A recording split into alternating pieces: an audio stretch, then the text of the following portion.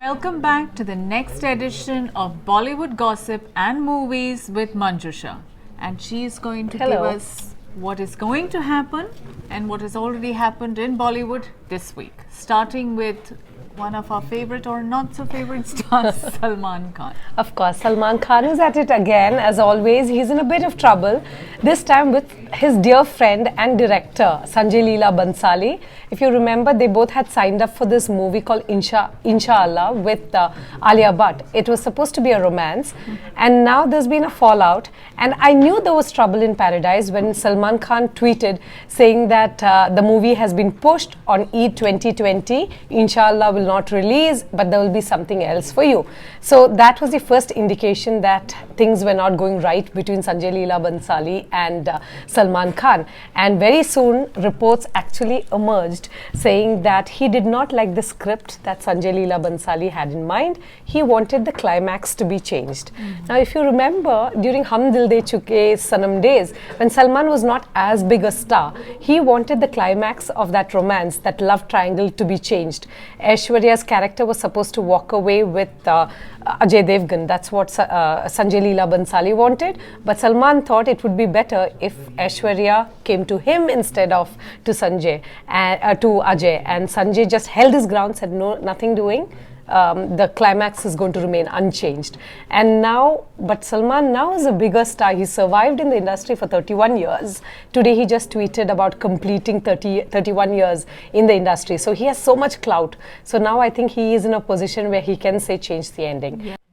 Which brings us to another scandal involving Mehwish Hayat from the Pakistan film industry. That's right. So in a WhatsApp message, Mehwish Hayat told me that she has no problems about calling out double standards, and that Bollywood is again, she has leveled a more serious charge. First, she had a problem with Bollywood demonizing her countrymen. Yes. Today, she has a problem with Bollywood plagiarizing songs from Pakistan. So the bone of contention is, of course, a hit song with Alia Bhatt in it.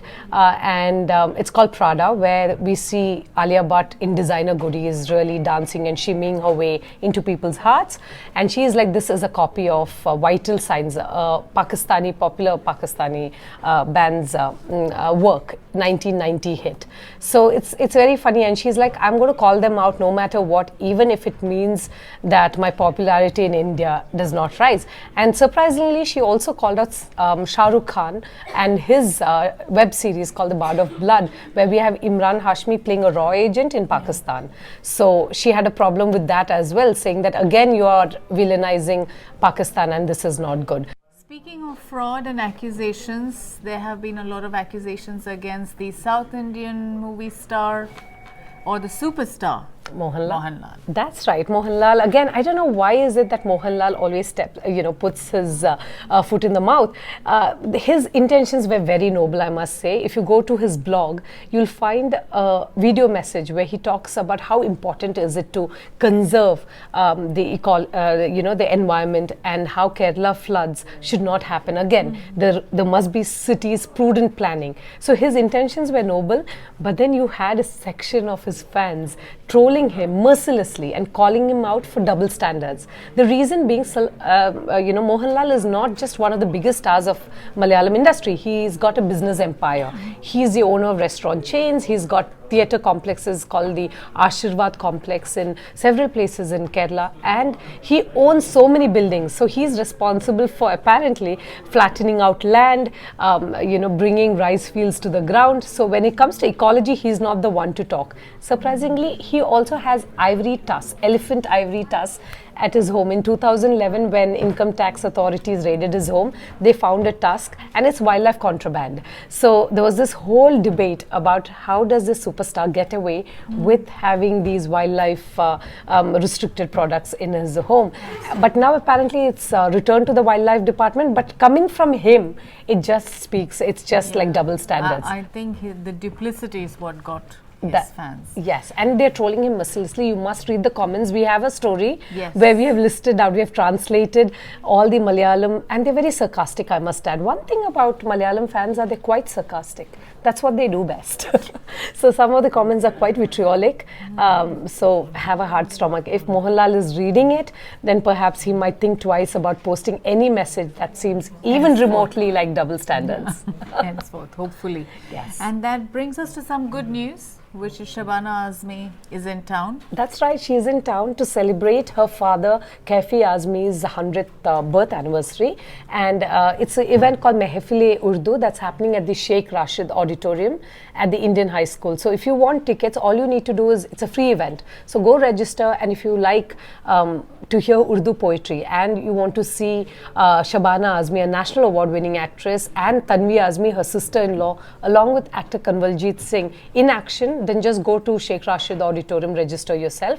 And I spoke to her. She had just landed from the airport. We went to a hotel room and we had a very interesting chat where we spoke. I asked her whether does she fear being an artist today in India, considering the developments in Kashmir and how political parties are more right-wing now.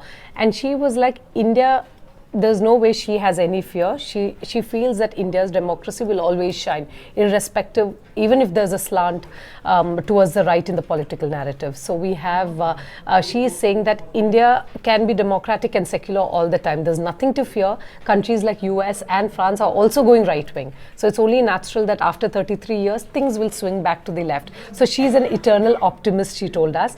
But she refused to be drawn into the Kashmir debate, saying that things are very complicated and she does not want to be drawn into any controversy. And I get it, because anything they say will be used against them. Yeah. And that brings us to the last one, which is a big movie and a big production and the second most expensive movie made in India. That is right. After 2.0, this is the one with 3.2 billion rupees budget. It's called Sabo. It stars Prabhas. You remember the Bahubali star, yes, for those who are not familiar with South Indian cinema, and the Shraddha Kapoor as well, Jackie Shroff, Neel Nitin Mukesh. There's like an array, an army of stars, and it was primarily shot in Abu Dhabi. So at least 30 cars were blown up, 5 trucks also. Apparently, if you're a testosterone-charged thriller person, then perhaps Sabo is just for you. And they're coming to Dubai tomorrow. But I hear that Prabhas is a very private person, so he's not attending the special invites-only screening tomorrow in Dubai, but he's going to interact with Gulf News and select media outlets tomorrow. So we are going to get you all the details about what was it like to actually keep years of his life aside for a big budget film such as this. And I think he's done it repeatedly. He did that for Bahubali, now Sabo. That's what he does best. I think he's one of those rare actors who, he doesn't mind keeping away at least 4 years of his life for just one movie. Mm-hmm. And I remember him saying that he didn't want to do after Bahubali. He was like, let me do something that's quick. But then when he read the script, he really liked it. One thing about Sabo is that it's very high on style and swagger. So if you like to see like larger than life characters, then perhaps this is the movie for you. And one thing I know is that Prabhas has this huge legion of fans. I don't know what is his appeal really. I'm yet to like put my finger on it, but people just love him. They just love to see all his dialogues. He's dubbed this movie simultaneously now, mm-hmm, in Tamil, Hindi, Telugu and Kannada and Malayalam. So it's going to be very interesting. So they shot it at the same time. He had to say the same thing in multiple languages. So it's very interesting about the kind of effort that goes into every film. And we are really looking forward to Sabo. I'll be reviewing the film, Anupa. Yes. So it's an 8:30 p.m. the screening starts. So by most movie standards, it might start by 9. So by midnight, we should have something for you. Find out the world's first review might come out from us. Yes. As always, Manju has never failed us. Indeed. Yes, the pressure is intense, but we shall deliver. Yes, to give us movie information before anybody else. So that's right. Do stay tuned and do log on to our Facebook and Gulf News channels and also Instagram to get the latest on all the news, including Bollywood gossip, that's right, and movies. Thank you very much for joining. We'll see you again next week.